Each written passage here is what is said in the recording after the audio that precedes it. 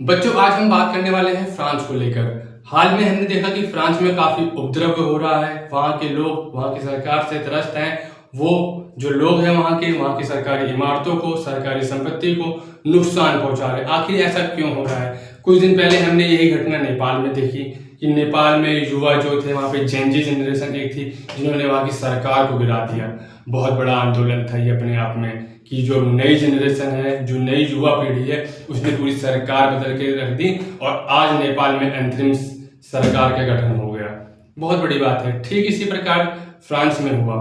France में क्यों हो रहा है, हम बात करने वाले हैं आज फ्रांस को लेकर। हमारा जो मुख्य बिंदु है वो फ्रांस को लेकर है। फ्रांस की जब हम बात करते हैं तो फ्रांस के जो राष्ट्रपति हैं इस टाइम इमैनुअल मैक्रो हैं और जो वहाँ के पीएम हैं अभी हाल में ही बने। एक साल के अंदर अगर 4 बार प्रधानमंत्री कोई बन रहा है किसी भी देश में, चाहे वो भारत हो, चाहे फ्रांस हो, चाहे इटली हो, चाहे स्लोवाकिया हो, चाहे कोई भी अन्य देश हो, अगर एक वर्ष में 4 बार प्रधानमंत्री बदल रहे हैं तो ये काफी सम्मानजनक बात नहीं है। ये उस देश के लिए काफी गंभीर मुद्दा है। तो अभी हाल में बने हैं सेबेस्टियन लेक्रोय। हम देखेंगे क्यों बने हैं। हम पहले एक बार फ्रांस की स्थिति को देख लेते हैं मैप में। बच्चों, जो हमारा फ्रांस है, हमने बचपन में भी गाना सुना है कि लंदन देखा, पेरिस देखा, देखा सारा जहान रे। तो फ्रांस बहुत पहले से मशहूर है। फ्रांस की क्रांति हमने पढ़ी है।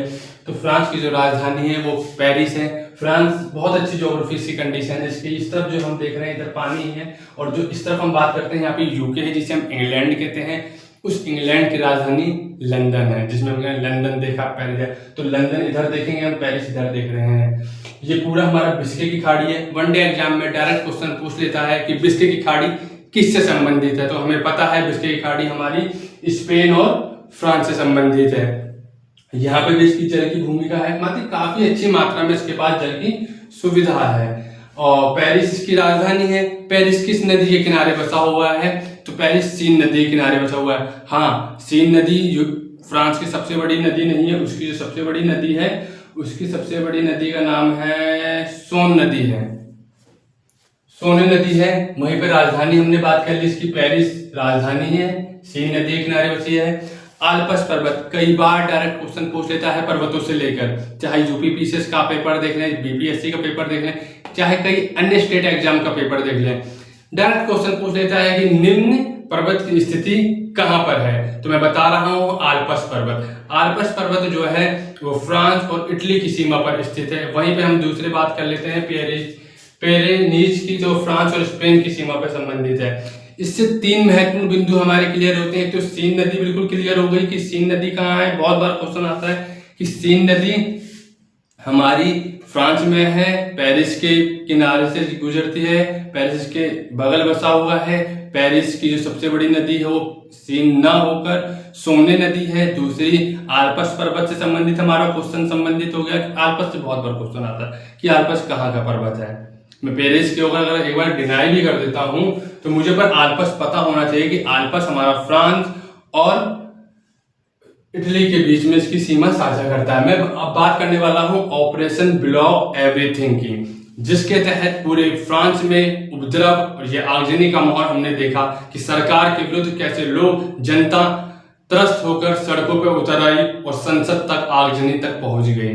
हालांकि संसद में आगजनी नहीं हो पाई, पर हमने नेपाल में ये देखा कि आगजनी संसद में भी की। ये काफी दुर्भाग्य की बात है कि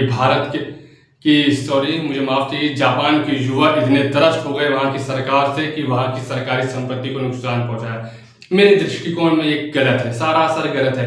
वो सरकारी संपत्ति है, वो आपके ही टैक्स से, आपके टैक्स के पैसों से बनी है, तो किसी भी सरकारी संपत्ति को नुकसान नहीं पहुंचाया। हाँ, सबको अधिकार दिया गया है विरोध करने का, चाहे वो सरकार का हो, चाहे किसी अन्य व्यक्ति का हो, परंतु हमें विरोध करने की सीमाएं होनी चाहिए। हम जब किसी का विरोध कर रहे हो तो हमें अपना ही घर नहीं जला लेना चाहिए। ये तो आपने गलत किया। मैं बात कर रहा हूँ इस टाइम नेपाल की, जो नेपाल के लोगों ने वहां के संसद को जलाया या बहुत सरकारी संपत्ति को नुकसान पहुंचाया, ये काफी गलत था। वर्तमान में वहां पे अंतरिम सरकार का गठन हो चुका है, लोगों ने वहां की सरकार गिरा दी। देखते हैं अब नेपाल में क्या होता है, पर मैं ऑपरेशन एवरीथिंग की बात करने वाला हूँ। बच्चों, जो ऑपरेशन हमारा एवरीथिंग था, इससे मैं बता देता हूँ क्या था ये। वहाँ की सरकार ने बजट पेश किया। बजट क्या था कि फ्रांस का भी काफ़ी उधार है, काफ़ी लोन है। उसके तहत सरकार ने क्या किया, अपना बजट कम कर दिया। सरकार ने अपना बजट कम कर दिया।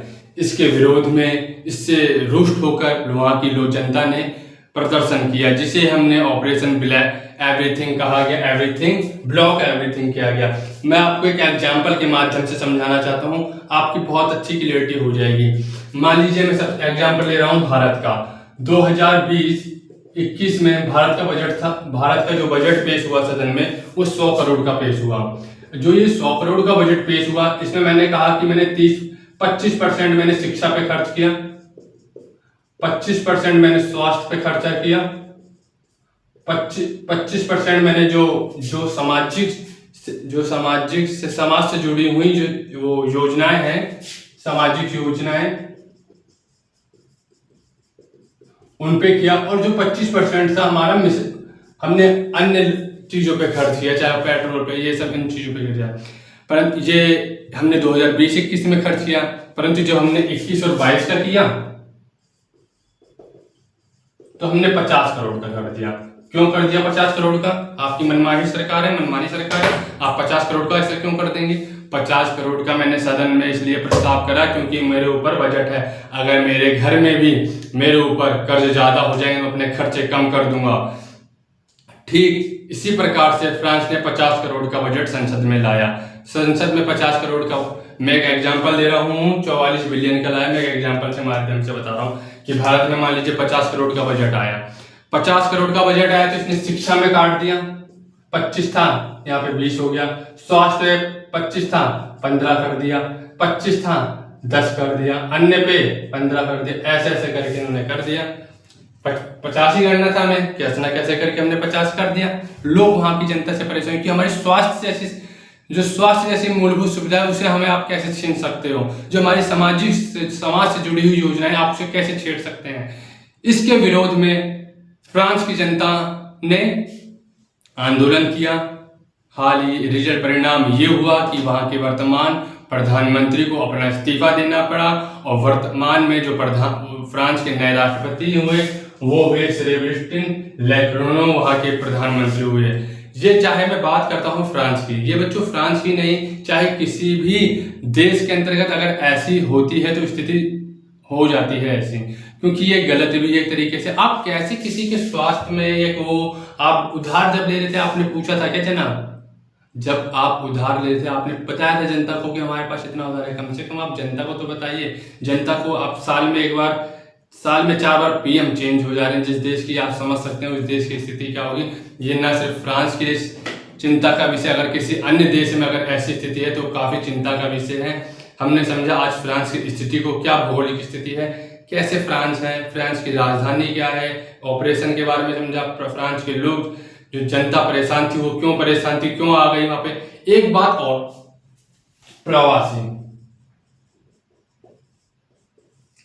प्रवासी एक बहुत बड़ा मुद्दा है, ना सिर्फ फ्रांस के लिए, भारत के लिए, अन्य देशों के लिए प्रवासी बहुत बड़ा मुद्दा है। मैंने देखा वहां की न्यूज रिपोर्टों में कि कह रहे हैं कि हम प्रवासी से बहुत परेशान हैं। प्रवासी एक बहुत बड़ी समस्या है। जिस प्रकार आतंकवाद के खिलाफ हम सब एकजुट होकर हमें लड़ाई लड़ते हैं, चाहे वो कोई भी देश हो, ठीक उसी प्रकार प्रवासी जैसी समस्या दिन पे दिन बढ़ती जा रही है। हमें इमिग्रेशन की हमें समस्या से लड़ना पड़ेगा, उस समस्या का हमें समाधान ढूंढना पड़ेगा। यह बहुत बड़ा एक फैक्टर प्रवासी भी रहा है जिसे हम इमिग्रेशन भी कहते हैं, ठीक है ना। मिलते हैं आपसे अगली वीडियो में, जब तक के लिए नमस्ते, जय हिंद, जय भारती।